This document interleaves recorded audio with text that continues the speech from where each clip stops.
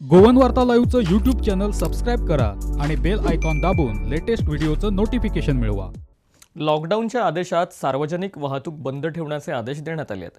मात्र टॅक्सीबाबत कोणताही निर्णय जिल्हाधिकाऱ्यांनी काढलेल्या आदेशात दिला नसल्याचं अपनाभाडाचे मुर्तजा अली यांनी म्हटलंय.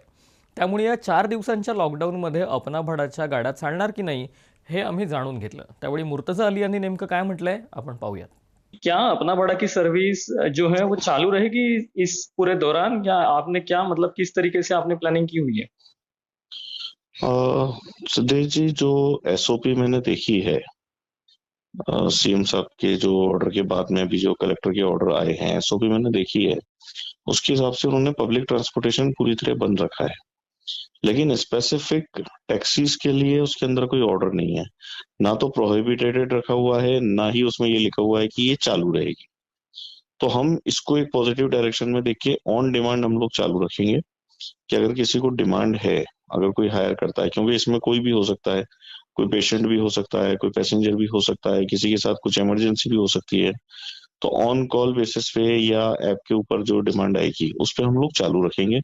हाँ, हम लोगों को ये जरूर मैसेज देना चाहेंगे, चाहे वो टूरिस्ट हो, चाहे गोवा के लोकल सिविलियंस हो, आप जब कैब में सफर करें, आप जब ट्रेवल करें, तो आपके पास ट्रेवल का रीजन होना चाहिए। जो अगर आपसे रास्ते में ड्यूरिंग द जर्नी अगर कोई पुलिस प्रशासन की तरफ से कोई क्वेरी होती है, तो आपको उसका जवाब देना है, आपको रीजन देना है कि व्हाई यू आर ट्रेवलिंग। आप हॉस्पिटल जा रहे हैं, दवाई लेने जा रहे हैं, डॉक्टर के पास जा रहे हैं, या वॉट एवर रीजन आप ऑफिस जा रहे हैं, या कोई इमरजेंसी सर्विसेज के लिए आप वर्क करते हैं, तो वो रीजन आपको देना है। अदरवाइज जो एक्ट होगा वो पैसेंजर के ऊपर होगा, टैक्सी कैब के ऊपर नहीं होगा। हाँ, हमारी कैब खाली ट्रेवल नहीं करेंगी, ऑन डिमांड अवेलेबल रहेगी। जी, पहले लॉकडाउन में जिस तरीके से लोगों को दिक्कतें आई थी पब्लिक ट्रांसपोर्ट बंद रखने की वजह से, क्या अभी फिलहाल भी लग रहा है कि इसका इम्पैक्ट अभी टैक्सी और ये सब के ऊपर भी कितना होगा? कैसे किस तरीके से देखते हैं आप इसको? देखिए, इम्पैक्ट तो सिद्धेश जी होगा, क्योंकि लॉकडाउन के एसओपी में आप देखिए कि रेस्टोरेंट बार्स वगैरह उन्होंने 50% कैपेसिटी पे चालू रखे हैं, कैसीनो बंद रखे हैं। तो एक चीज ये भी है कि टूरिस्ट को अगर आज ये मैसेज जा रहा है कि गोवा में लॉकडाउन चालू है, तो वही टूरिस्ट आएगा जिसको बहुत अर्जेंट है गोवा आना। एंजॉयमेंट के लिए तो टूरिस्ट खुद ही अपने आप अवॉइड कर जाएंगे, लेकिन जो आएंगे उनके लिए भी यहाँ पे रेस्ट्रिक्शंस हैं कि वो पब्लिक प्लेसेस में जाना या बीच वगैरह पे जाना थोड़ा सा रेस्ट्रिक्टेड रहेगा। तो अब टैक्सी ऑपरेटर्स के लिए भी दिक्कत तो है ही कि जब पैसेंजर नहीं होंगे तो उनके लिए सर्वाइवल कैसे होगा। और एक बात इसमें जो जुड़ के आ रही है वो ये है कि पब्लिक ट्रांसपोर्ट एक तरीके से बंद कर दिया गया है, 50% कैपेसिटी ही दी गई है, लेकिन अगर कोई भी इमरजेंसी आती है तो उस तो वक्त के लिए जो सुविधाएं होनी चाहिए टैक्सी की, जिस जिस तरीके की आपने बात कही, उसकी कुछ सुविधा दिखी नहीं।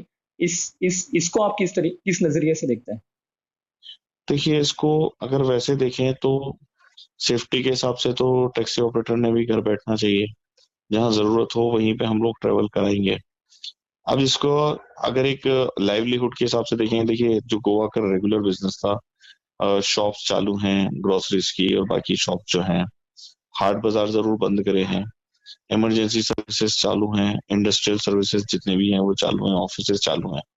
सिर्फ एक ट्रेवल को बंद किया है। तो ट्रेवल को अगर आपने पब्लिक ट्रांसपोर्ट बंद किया है, तो पब्लिक ट्रांसपोर्ट में तो गोवा लोकल के सिविलियंस ही ट्रेवल करते थे। टूरिस्ट आता था, वो टैक्सी बिजनेस को इम्पैक्ट करता था। अभी टूरिस्ट पे रोक भी नहीं लगी है, लेकिन टूरिस्ट आ भी नहीं रहा है। होटल्स बंद नहीं हुई है। सीएम साहब का जो गाइडलाइन है कि होटल जो बुक होंगी, जो बुकिंग है, अगर पैसेंजर आते हैं तो उनको सर्व करेंगे होटल्स।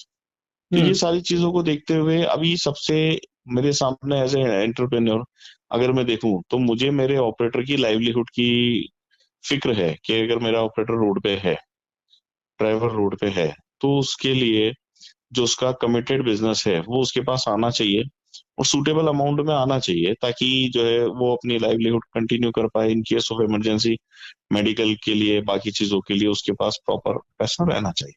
जी जी। तो अपना भाड़ा ने तो ये डिसाइड किया है कि हमारे ऑपरेटर्स का जो रेगुलर बिजनेस है, जो हमारा कमिटमेंट था 3 साल के लिए 2500 का, ऑल दो लॉकडाउन है या कुछ भी है, हमारा वो कमिटमेंट चालू रहेगा। बल्कि जी आगे आने वाले टाइम के लिए कंपनी ने आगे बढ़ते हुए एक कदम आगे बढ़ाते हुए ये भी डिसाइड किया है कि जो नए लोग आज भी अपना फ्लीट लेके अपना भाड़ा के साथ जुड़ना चाहेंगे, उनके लिए भी हम लोग जो है वो कॉम्प्लीमेंट्री पैकेज इस तरह से कंटिन्यू करना चाहेंगे कि अपना भाड़ा के साथ जुड़ने के बाद उनके लिए भी ब्रेड बटर की दिक्कत ना रहे और उनको भी उनका जो मिनिमम गारंटी बिजनेस है वो मिले। जी ऐसे हम लोग प्लानिंग के अंदर हैं, जिसके लिए हम लोग अ, अपना ईमेल आईडी के ऊपर जो भी रिक्वेस्ट टैक्सी ऑपरेटर्स की तरफ से आएगा, जो हमारा ईमेल आईडी है responsegoa@apnaBhada.in, हम्म, उसके ऊपर जो भी जिसका ऑपरेटर का रिस्पॉन्स आएगा, हमारी टीम उसको रिप्लाई करके ऐड ऑन करेगी और उसके फ्लीट के साथ जो भी हमारे टर्म्स कंडीशन है कि उनको ज्वाइन कराएंगे। और सबसे बड़ी चीज ये है कि कम से कम उनके ब्रेड बटर की इंतजाम हम लोग कर पाएंगे। जी बिल्कुल बिल्कुल। बहुत बहुत शुक्रिया, आपने पूरी अपनी बात रखी गोवन वार्तालाई के साथ।